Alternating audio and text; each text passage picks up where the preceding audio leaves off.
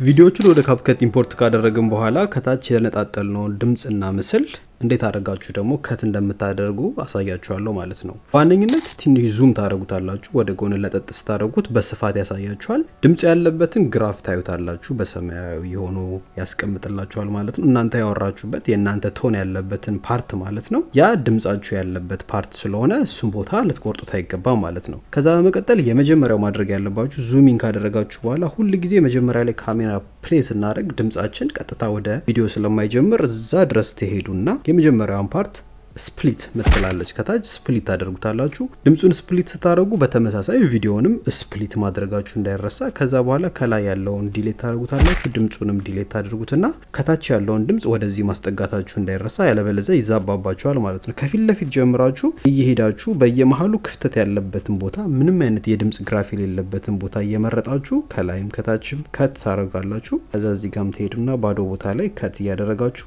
እኩል ነው መቁረጥ ያለባችሁ። ከላይ የምትቆርጡትና ከታች ቆርጡት ካዛባችሁት ድምጹና ቪዲዮ ይምታታበታል። ስለዚህ በዛ መልኩ ዲሌት እያደረጋችሁ ድምጹን ወደ አንድ ቦታ እየሰበሰባችሁት ሙሉ ቪዲዮአችሁ እስኪያልቅ ድረስ እነዚህን ክፍተት ያላቸውን ድምጾች፣ ትንፋሾች፣ ያልተገቡ ቃላቶችን በዚህ መልኩ ትቆርጣላችሁ ማለት ነው። ቪዲዮአችሁ ያማረ እንዲሆን በጣም ወሳኙን ሚና የሚጫወት ስለሆነ ይሄንን በጥንቃቄ ዘ ፈርስት ስቴፕ ልትሰሩት የሚገባ ስቴፕ ነው ማለት ነው። በቀጣይ ቪዲዮ ከክሊፕ ሳሚ ጋር ደግሞ ሌላ ቲፖችን እያጋራችሁ ሄዳለሁ። ቪዲዮቹን እስከ መጨረሻ ማየታችሁ እንዳይረሳ።